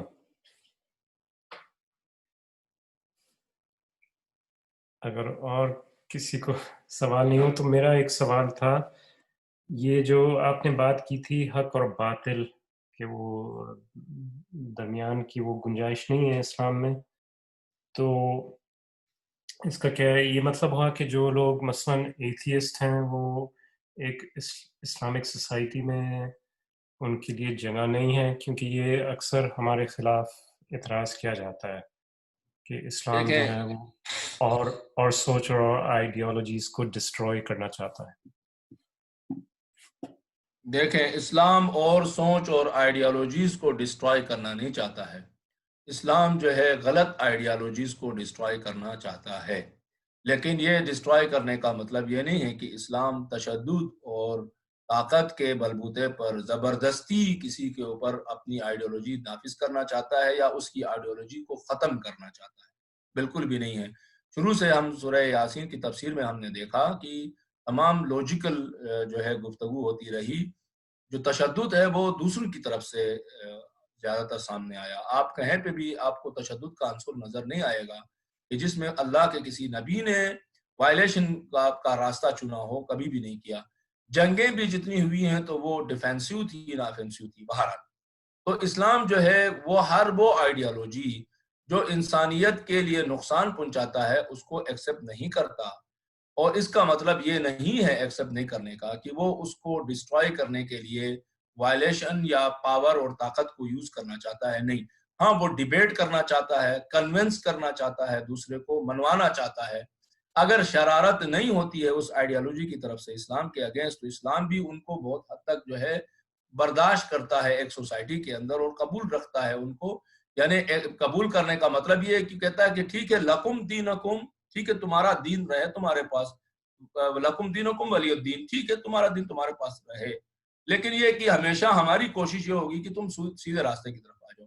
اس کی جو اگزامپل ہے، ظاہر ہے تھوڑی ڈیفیکلٹ چیزیں تو ہیں، ظاہر ہے کہ ایک ایتھیسٹ کے لیے ڈائریکٹلی 8ویں منزل کی بات سمجھنا مشکل ہوگا، اس نے 7 جو ہے سٹیپس نیچے دیکھے نہیں ہوں گے، تو ظاہر ہے مشکل ہوگا، لیکن فطرت کے نزدیک ہیں یہ چیزیں، تو اتنا بھی نہیں ہے، بشرطے کہ وہ وہم و خیال و گمان کو اور خواہش اور پسند و ناپسند کو عقل نہ سمجھے، تو اس صورت میں بہت ایزی ہوگا اس کو، ولو وہ 8ویں منزل کی بات بھی ہو تو اس کو انڈرسٹینڈ کر سکے گا۔ لیکن کیونکہ زیادہ تر وہم و خیال و گمان و خواہش کو، جس کو شہوت بھی کہتے ہیں، وہ عقل کی جگہ پہ آ جاتی ہیں، لوجک کی جگہ پہ آ جاتی ہیں، تو پھر جو ہے مسئلہ گڑبڑ ہو جاتا ہے۔ اسلام کا ابھی آپ دیکھیں کہ کہیں پر بھی زبردستی کیا کہتے ہیں نہیں کی گئی ہے۔ حتیٰ قرآن مجید نے کھلے لفظوں کا لا اکراہ فی الدین قد تبین الرشد من الغی، کہا کہ کوئی زبردستی نہیں ہے، بندوق کی نوک پر یا تلوار کی جو ہے وہ گردن پہ رکھ کے اسلام کو کہیں پر بھی قبول نہیں کرایا گیا ہے، بلکہ ایسے اس طرح کے قبول کرنے والے جو ہے اگر کہیں کوئی ایسی چیز آئی تو اسے پسند بھی نہیں کیا گیا ہے، بلکہ ہمیشہ دیکھیں دلیل و منطق کے ساتھ بیان کیا۔ ہاں ایتھیسٹ کو اسلام نہیں مانتا، بت پرستی کو نہیں مانتا، اسلام بہت تمام آئیڈیالوجیز کو ایکسیپٹ نہیں کرتا ہے، بالکل ماننے کے لیے تیار بھی نہیں ہے، ہاں ان کے ساتھ ڈیبیٹ چاہتا ہے شروع۔ اسلام کا تو کام یہ ہے کہ یہ صحیح عقیدہ سب تک پہنچے، لیکن پہنچانے کے جو راستے ہیں وہ کیا ہے، روش میتھڈولوجی کیا ہے، وہ اہم ہے۔ بھائی آپ ڈیبیٹ کر رہے ہیں، کیا جو ہے ہر سائنسدان دوسری سائنسدان کی تھیوری کو مانتا ہے؟ یہ جتنے بھی سوشل سائنسز کے ایکسپرٹ ہیں، ان کی جو تھیوریز ہیں، کتنے ایزمز خود یورپ کے اندر ہیں، آپ دیکھیں یورپ سے لے کے امریکہ تک جتنے ایزمز ان کے پاس ہیں، اتنے کنسپٹ اور آئیڈیالوجیز اور نظریات اور تصورات موجود ہیں۔ آپ دیکھیں ابھی تک جو ہے یہ وومن رائٹس کی بات کر رہے ہیں، ذرا وومن رائٹس کی ہسٹری کو چیک کر لیتے ہیں ہم لوگ، یہاں پہ جو ہسٹری ہے وومن رائٹ کی، تو آپ کو 100 سال بھی نہیں ملیں گے پیچھے۔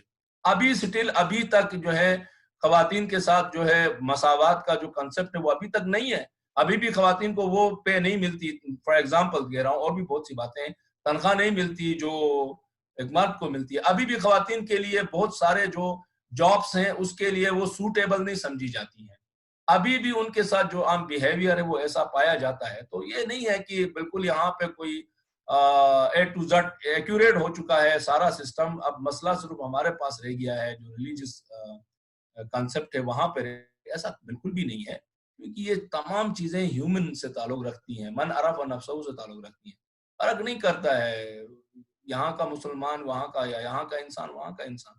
تو ایتھسٹ کو اسلام قبول نہیں کرتا، ہندوؤں کو بھی قبول نہیں کرتا، سکھوں کسی کو بھی قبول نہیں کرتا، اسلام ایز اے ریلیجس قبول نہیں کرتا ہے۔ قبول نہیں کرنے کا مطلب کیا ہے؟ اب قبول نہیں کرنا ہے اردو کا لفظ ہے، مصیبت یہ ہے اب سیم ٹرمنالوجی یوز ہوتی ہے کامن چیزوں کے اندر، یعنی کامن جو ہے مسئلوں کے لیے، وہی ڈیموکریسی والی بات، ڈیموکریسی افغانستان میں بھی ہے، ڈیموکریسی تو سعودی عرب والے بھی کہتے ہیں ہمارے پاس بھی ہے، یو اے ای بھی کہتا ہے ہمارے پاس بھی ہے، ڈیموکریسی یورپ میں بھی، امریکہ میں بھی، برٹش میں، اب ساری ڈیموکریسی ہی کہلاتی ہے نا، تو ساری ڈیموکریسی ایک ہی ہے؟ نہیں ہے، ایران میں بھی ڈیموکریسی ہے۔ تو یہ بھی ہے، جب قبول نہیں ہے کا مطلب فوراً اس کا مطلب قبول نہیں ہے مطلب وہ چاہتے ہیں کہ اس کو ڈیلیٹ کر دیا جائے، اس کے اگینسٹ وہ نہیں، ایسا نہیں ہے۔ جیسے ایتھسٹ کو اسلام قبول نہیں ہے، ہمیں وہ قبول نہیں ہے، آئے پھر ڈیبیٹ کرتے ہیں، بیٹھتے ہیں، گفتگو کرتے ہیں۔ قرآن اہل کتاب کو کہتا ہے، یہ تو پھر بھی دو درجے اور دوری ہو جاتی ہے دونوں میں۔ قرآن اہل کتاب کو کہتا ہے اہل الکتاب تعالوا الی کلمۃ سواء بیننا وبینکم، اہل کتاب آ جاؤ ہمارے اور آپ کے درمیان جو کامن چیزیں ہیں اس کے اوپر بیٹھ کے ہم ڈسکس کرتے ہیں، یونٹی کرتے ہیں کامن کے اوپر۔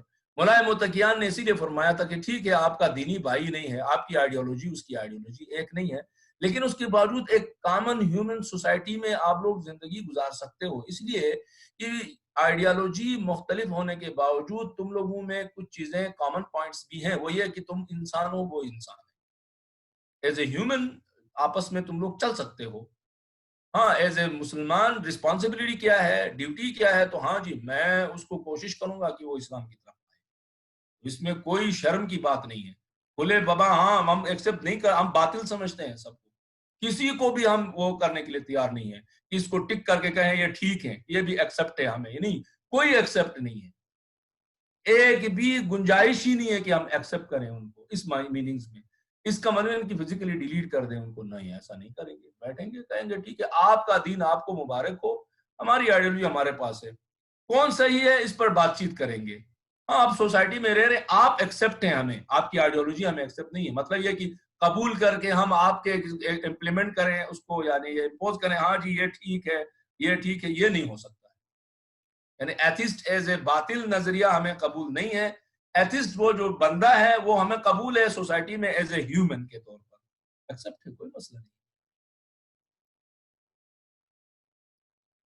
جزاک اللہ۔ یہاں جنیوا میں تو نماز کا ٹائم ہو گیا ہے، اور ہمارے پاس بھی آلموسٹ ہو گیا ہے، لیکن گنجائش ہے اگر کسی کے پاس کوئی سوال ہو، نہیں ہو تو پھر آپ سب کو اللہ کے حوالے کرتے ہیں، اور اس دعا کے ساتھ ہی پروردگار عالم ہم سب کو اس وبائی امراض میں اپنے حفظ و امان میں رکھے، اور کائنات میں جو تھوڑی بہت پازیٹیو تبدیلیاں بھی آ رہی ہیں اس وبا کے ذریعے سے، کہ اللہ کرے کہ یہ پازیٹیو تبدیلیاں ایسا ہو کہ پوری دنیا اپنے خالق کی طرف رجوع کرنے لگ جائے، اپنے خالق کو پہچان لیں اور اپنے خالق کی طرف رخ کریں انشاءاللہ تعالی.